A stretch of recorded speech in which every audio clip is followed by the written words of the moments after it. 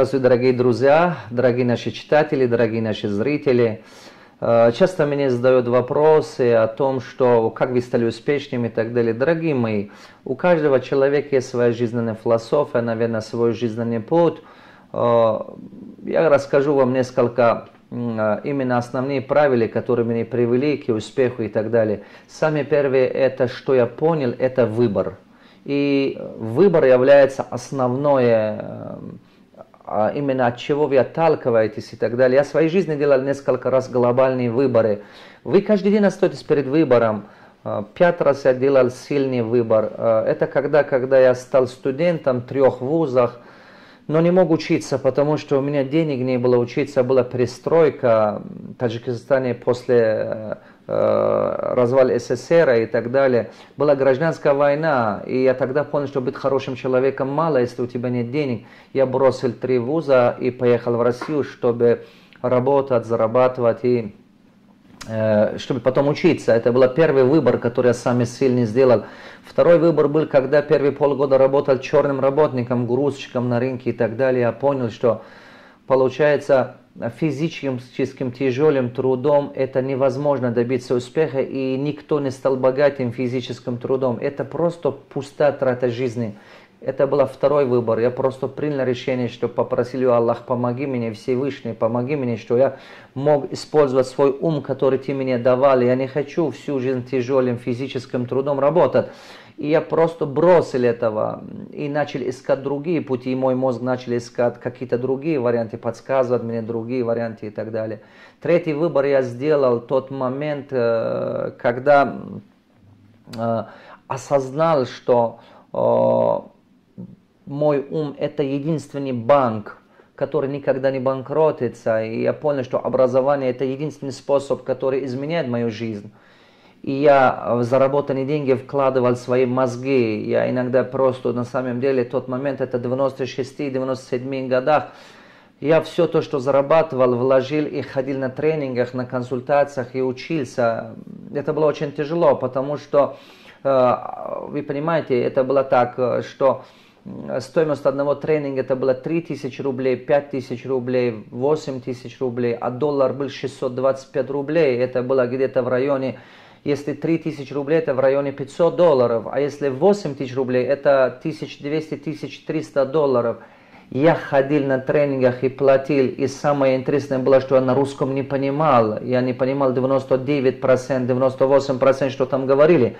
Но я понимал, что мой путь, который я выбрал, она правильный путь. Что инвестиция в твои мозги, это единственный, можно сказать, верный выбор, единственные самые лучшие инвестиции, потому что они окупаются многократно раз, ты никогда их не потеряешь, они на тебя всю жизнь работают, понимаете, эти пункты очень важно понимать. И на тот момент, когда ходил на эти тренингах, платил, понимаете, тот момент квартиры в Таджикистане стоили 400-500 долларов, стоит двухкомнатная квартира можно было купить за 400 долларов. И я ходил на однодневные тренингах, платил такие деньги. Я до сих пор сейчас плачу на однодневный совете пара часов, иногда 5 часов совет. Стоимость одной квартиры иногда 50 тысяч долларов, иногда 100 тысяч долларов. До сих пор я так и делаю, ребята. И это изменило мою жизнь навсегда. Третий важный выбор, который я сделал в своей жизни, это было, когда попал в долгах, и который не брал. Я привел одного американца в Средней Азии, он продвигал инвестиционные программы, и в итоге получилось того, что его проекты наработали, и получилось, что все люди пришли, меня обвинили. Люди хотя выкладывали и в его проектах, и я сидел, подумал, они ходили ко мне в офис, начали меня обвинять, что они думали, что как будто я соучастник этого и так далее. Я тогда понял, что я юридически могу доказать, потому что я не брал, у меня нету ни бумаги, ничего, но в уме людей они думают, что как будто я участник этому, поэтому я принял решение, что я верну этим людям деньги. Я вернул 174 человека деньги, которые ни разу не брал и не видел, понимаете, это было 1 846 000 долларов. Я продал свое имущество и в течение 6 лет еще работал, чтобы им вернуть. Пятый выбор я сделал в своей жизни, когда принял решение, что я буду оставшую жизнь посвятить своим обучение народа, потому что так принесу больше пользы этому миру, понимаете. У меня свои бизнесы, на данный момент их 23, а у меня опыт в 64 бизнесах. Я открывал, закрывал, много раз ошибался, потерял деньги, что-то из них я продал, что-то из них оставил себе и так далее. Что-то просто закрыл, потому что не пошло. Поэтому я делал очень много ошибки, вот такое. И я принял решение, что всю оставшую жизнь я не буду заниматься только развитием своей собственной бизнеса, а я буду лучше учеников вырастить, потому что я не могу заниматься 1000 бизнесами, но 1000 учеников могу воспитать, вырасти, так будут больше пользы от моей жизни и так далее. Потому что все знания, которые у меня есть, это знание принадлежит Всевышнему, и они должны принести пользу этим людям. И это было одно из выборов. Поэтому первое правило моей жизни – это понимание того, что всегда есть выбор. Всегда есть выбор. Вы должны понимать, осознавать, что тот жизнь, которая у вас есть, это вы сами выбрали. Вы выбрали выйти замуж на этого человека, вы сами выбрали работать в этой профессии, вы сами выбрали эти кредиты, долги и так далее. Это первое, что я хотел бы, чтобы об этом говорить. Вторая важная вещь, что я хотел бы сказать. Всегда, когда вы что-то делаете, не бойтесь ошибаться. Вы получаете либо опыт, либо травму, понимаете? Но вы должны понимать, что любой опыт, который вы получаете, или любой ситуация, с которой вы сталкиваетесь, она для вас может стать либо травма, психологической травмой, и остановит вас, или либо становится опытом. Если вы умеете неудачу превращать в урок, из этой неудачи брать для себя изюминку и превращать его в мотивацию, она превращается в опыт. Но если вы это не умеете делать, это превращается в травму. Это тоже зависит от ваших отношения к этому и так далее. Я делал инвестиции, бизнесы наработали, открывал 36 магазинов в 2009 году, и все они банкротились. Вложил деньги в типографии, она не пошло. К детской клинике Караганде вложил, город Караганде, не пошло. Гостиница в Алмате, типография в Алмате. Я с удовольствием начал заниматься в 2009 годах. Очень тяжело, понимаете, я вкладывал деньги, сажал 12 тысяч дерева, и первый год около 4500 дерева высохло и так далее. Все, понимаете, все то, что я зарабатывал, все потерялось. Когда инфляция пошла, я брал деньги в долларах, чтобы обороты делать, чтобы зарабатывать и так далее. Потом резко тенге от 150 стал 180, и потом 360 и так далее. И я потерял больше годовой своих прибыли даже и так далее. Все равно. Поэтому все зависит от вас. Второе правило, которое я бы хотел, чтобы вы усваивали, это вы должны понимать, что вы хотите, не хотите, вы будете сталкиваться с трудностями, неудачей, потерей, но выбор за вами. Вам надо осознавать, либо вы это сделаете для себя травма, либо это вы для себя делаете опыт. Это выбор за вами. Поэтому вы должны понимать, что любая ошибка, она приближает вас к вашей мечте, приближает вас к вашей цели, потому что она делает вас богатыми. Она действительно делает вас богатыми. Не останавливая, идите вперед. В Библии написано 365 раз, что не бойся. Представьте, 365 раз написано «не бойся». Почти 365 дней, каждый день Господь напоминает человека, получается, в священной книге. Следующее мое правило жизни, это мой наставник, это природа. Я беру постоянно примеры от природы, потому что в Коране я почитал, что было написано, что мы этот мир создали для вас примером. И я все беру от природы, понимаете, я всегда стараюсь учиться у природы. И это делает меня мудрее, помогает мне. Например, вода и песок, если объединяются, появляются растения, появляются овощи. А если сама вода отдельно, не появится это, или песок отдельно, ничего не будет. Точно так же мужчина и женщина, когда объединяются, только дети появляются, это рождение, жизнь появляется, понимаете? Получается, что успех, это появляется в сочетании, долговременный успех. Вот что я хочу сказать. Третье, это долговременный успех у вас появляется в сочетании духовное и материальное. Если вы одновременно работаете над собой, духовный интеллект развиваете, себя развиваете, ваши человеческие ценности развиваете и будете трудиться добросовестно, обязательно успех происходит. Молитесь, пожалуйста, молитва вам помогает. Например, когда садовник сажает дерево, жизнь этому дереву дает Всевышний. Садовник только труд вкладывает, чтобы его вырастить. Поэтому молитесь, тогда Всевышний дает жизнь вашим целям, вашим мечтам. А труд выращивает то, что вы делаете, помогает вам, чтобы вырасти, чтобы это вы плоды получали. Четвертая вещь, которую я очень хорошо соблюдаю и держу в своей жизни, это сила благотворительности. В 96 годах, когда я в Москве, после того, когда принял решение, что я больше не буду работать физическим тяжелым трудом, я бросил физический труд и начал зарабатывать, торговал зелень. С этого я начинал зелень покупать, продавать. А потом однажды я встретил парня, который, он просто темным лицом стоит, вообще потемнел от депрессии. Я подошел к нему и сказал: а ты откуда? Он сказал: я из Кишинева, это Молдавия. И я просто ему сказал: а ты хоть покушал? И у него слезы выросли. И я вспомнил свои полгода, которые я на улице жил. Я его пригласил, просто сказал, угостил его. А потом я думал, почему бы мне каждый день это не делать? Я зарабатывал каждый день и на все заработанные деньги кормил людей. Иногда в день было иногда 50, иногда 100, иногда даже 150. Порция еды была 5 рублей. Что этим я хочу сказать? Сила благотворительности. Я не понимаю это дело, но я вам рассказываю эту историю. Не хочу, чтобы вы воспринимали это, как будто я хвастаюсь. Но я рассказываю эту историю для того, чтобы вы разницу увидели. Я был действительно обычным парнем, который только месяц назад был грузчиком. Но когда перестал физическим трудом работать, все заработал, сколько бы ни заработал, я начал кормить вот приезжих, которые не могли найти работу и так далее. Где-то через 1,5 месяца я был самым уважаемым человеком в этом, можно сказать, овощном рынке в Москве, Киевском вокзале. Я был один из самых известных. Видите, Всевышний сделал меня от самого вот там внизу, сделал один из самых уважаемых человеком. И это помогло мне очень много добиться. И каждый раз, прежде чем я что-то делаю, я делаю большой благотворительности. Это, понимаете, теперь я это понимаю, тогда не понимал.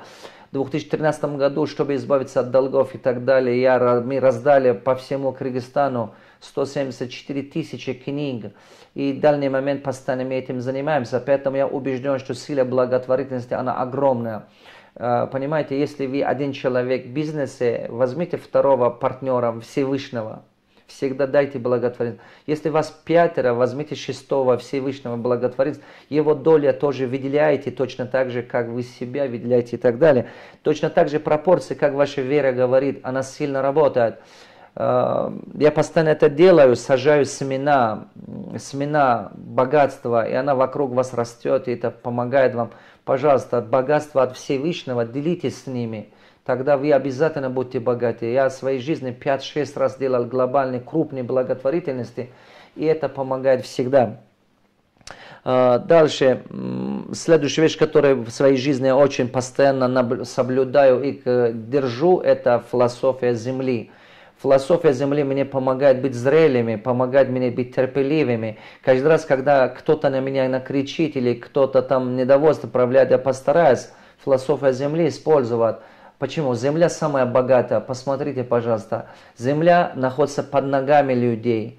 Люди туда бросают мусор, люди туда бросают грязь, люди бросают туда все отходы, понимаете? Но оттуда растут, от земли растут цветы, понимаете? Оттуда растут красота и так далее. Я это принимаю, это философия Земли на себя так. Если кто-то мне плохо говорит или чего-то, это не важно для меня. Важно, что я говорю про других. Важно, как я отношусь про других. Потому что Земля, понимаете, это от Земли растут всегда красота и цветы и так далее. Хотя люди плюют на земле или мусор бросают. Я учусь этому, правда, я постоянно этому учусь. Спокойствие, терпение и так далее. 6-е правило моей жизни, которое мне очень хорошо помогало, вообще в моей жизни, то, что мне помогало, это стратегия своей жизни. Понимаете, вы точно знаете, что вы когда-нибудь умрете, правда? Вы же знаете, что вы не будете жить 1000 лет, так? Но вы же прекрасно это понимаете. И мы все понимаем этого, что мы не живем 1000 лет. Мы все понимаем, что когда-нибудь умрем.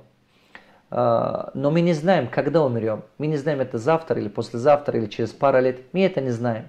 Но мы знаем, что в среднем человек 70, 80, 100 лет живет. 200, 300 я не видел. В среднем живет 70 или до 100 лет.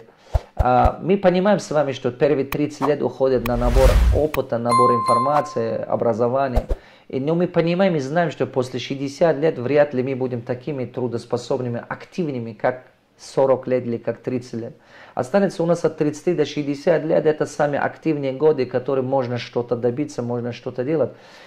Честно скажу вам, именно это кардинально повлияло на мою жизнь и изменил меня. Я это планировал. В свое время, когда мне было, может быть, 14, может, 15 лет, я уже точно не помню, мой наставник сказал так: ты знаешь, в этом мире ты ничего не изменишь, сынок.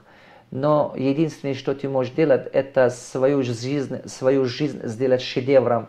Твоя жизнь в твоих руках, и сделай его богатым. Я пришел домой и начал планировать свою жизнь, не понимая это тот момент. И сейчас очень хорошо понимаю.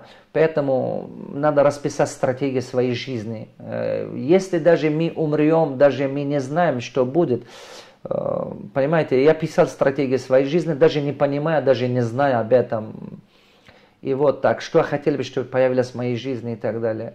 И это все реализовалось. И я сейчас всех своих учеников настаиваю, чтобы написали стратегию своей жизни. Потому что это ваша жизнь. Вы должны его наполнять тот, как вы хотели, чтобы она прошла. И она мне очень сильно помогала, правда. Интересно в том, что я написал, вы понимаете, вот так написал в течение 100 лет, что хочу, чтобы в моей жизни появилось.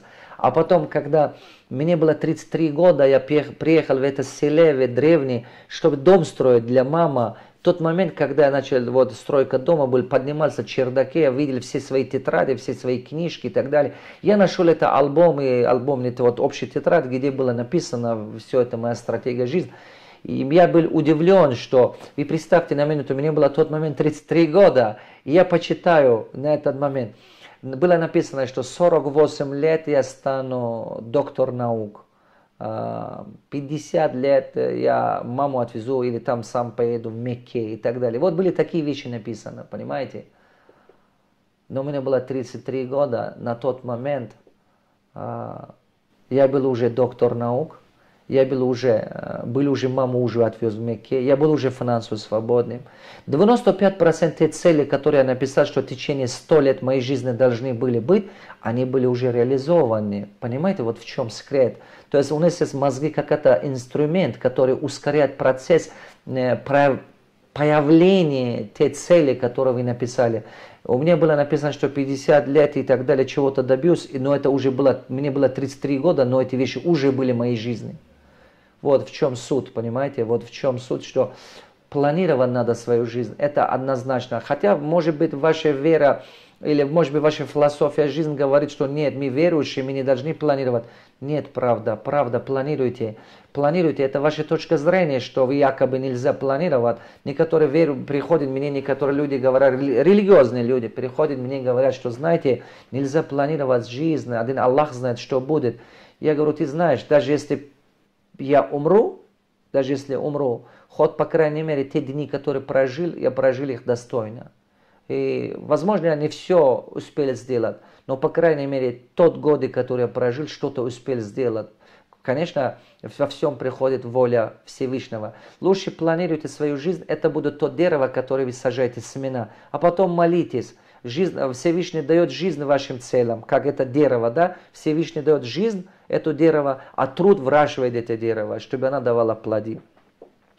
Следующая вещь, самая важная вещь, которую я понял, это, если сказать, седьмое, это ваш характер. Характер важнее таланта. Запомните, характер развивайте пропорционально вашей умственной способности, потому что характер не дает вам сломаться. Характер помогает вам дело довести до конца, не бросать на полпути. Я встретил много талантливых ребят. В моем классе со мной учились много талантливых ребята.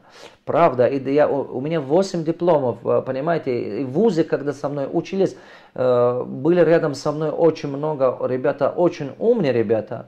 Но они почему-то, кто-то из них не уверен в себе, они даже свои идеи не реализуют, или кто-то из них на полпути при первой трудности бросает, сломается и так далее. А если характер сильный, вы можете преодолеть временные трудности, и неудачу можете превращать в учебу и успех и так далее. Для этого нужен сильный характер. Чтобы у вас характер появился, вы должны понимать, что формирует характер. Время формирует характер. Куда вы вкладываете свое время, вы этим становитесь. Понимаете, если вы время тратите, долго лежите возле дивана, время тратите на свадьбу, ходите, болтовней занимаетесь и так далее, у вас характер станет слабым. Поэтому, куда вы тратите свое время, в конце концов, вы этим становитесь. Источник формирования характера – это время, куда человек потратит. Посмотрите на своих детей. Если они бездельничают пару дней, 2-3 дня, им неохота домашнее задание делать. Если они неделю пропускают учебу, они не хотят уже, у них умственный лень появляется и так далее. Или если человек не пойдет на работу, уже ему неохота это делать. Время является источником формирования характера, во-первых. Во-вторых, нужно физический и умственный труд пропорционально развивать. Пропорционально умственный труд увеличивает скорость мышления и так далее. А физический труд, она воля воспитывает и терпение, выносливость. Это помогает. Поэтому и то надо делать, чтобы у вас трудоспособность была развита. Жизненной энергии было у вас много. Потому что если у вас не будет жизненной энергии, вы даже хорошие идеи не можете реализовать. Даже если у вас есть много времени, вы это время просто будете сидеть возле телевизора, и у вас силы не будут что-то делать. Понимаете, вот в чем суть. Следующая вещь, которая мне очень хорошо помогает, и это понял, надо научиться принимать свою судьбу. Понимаете? Надо научиться принимать свою судьбу. Принимать жизненные уроки, жизненные события, жизненные ситуации. Надо научиться принимать. Не игнорировать, не отрицать, не критиковать себя, не отрицать свою жизнь. Наоборот, принимать. Принимая свою судьбу, ты станешь мудрее, ты растешь. Научитесь принимать обоснованные критики. Когда критикует вас ваш клиент, когда критикует вас ваш партнер, когда, понимаете, я это принимаю. Принимая это, ты станешь умнее, ты станешь сильнее. Но принимая именно конструктивные критики, то есть мнение эксперта, например, научитесь принимать советы умных людей. Научитесь принимать наставления, когда где-то есть в священных книгах наставлений, где-то сталкиваешься с мудростью. Это мне сильно помогло, потому что я всегда принимал наставления умных людей, понимаете? Я не понимал многие вещи на русском. Я помню, в Тюмени, это мне женщина Надежда Игоревна сказала: Давлатов, что ты делаешь? Тебе это не надо, тебе лучше учиться. И я пошел и начал учиться. Она посмотрела на мой аттестат и сказала: как ты можешь так свою жизнь провести? Я пошел и начал учиться. Всегда, когда мне кто-то дает советы, я не игнорирую их, я постараюсь их принимать. Почему? Потому что, принимая это, мы развиваемся, мы становимся сильнее. И я остался без отца, мне было годик, когда отец умер. Понимаете, это так было. Отец умер, мне было годик. Я в самом начале, мне было очень тяжело, когда я вырос, особенно пришел в город. Все мои однокурсники, видите, мы в Средней Азии выросли, все однокурсники, все их родители помогали поступать в вуз. И это мне причинило боль. Те ребята, которые постоянно я помогал, от меня приписывали, они были студентом, а я ходил на улицу. Я сидел, думал, если был бы мой отец, это я тоже был бы, я бы тоже учился, я не думал бы, где бы зарабатывать и так далее. Но теперь я это понимаю, что принимая свою судьбу, я стал сильнее, я стал лучше. Когда попал в долгах, то же самое. Я это воспринимал как дар Божий. Я сказал: нет, это если я раздам эти долги, зато стану умнее, сильнее. Поэтому принимать надо свою судьбу. Следующая вещь, которую я очень хорошо понял в жизни, это принимая свою судьбу, вы превращаете себя в ученика. Быть учеником очень важно, оставаться учеником очень важно. Я вам приведу такой пример, что подумайте, в океане много воды или в речке много воды. Подумайте, в океане много воды или в речке много воды. Соответственно, если глобус открываете, то есть карта посмотрите, вы сразу видите, океана больше вода.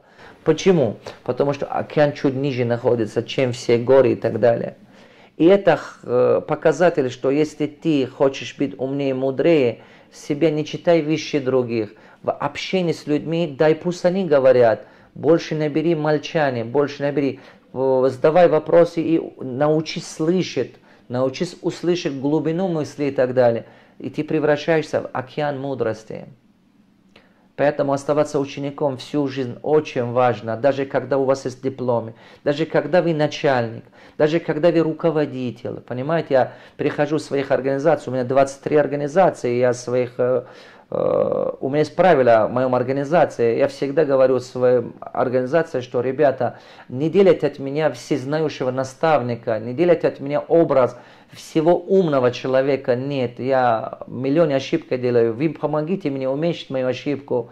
И самое важное в нашем корпоративном культуре, нашей организации, то, что я говорю о том, и все мы говорим об этом, все наши команды, о том, что независимо от статуса, может быть и по статусу ты директор или там начальник отдела, но как человек мы все равны.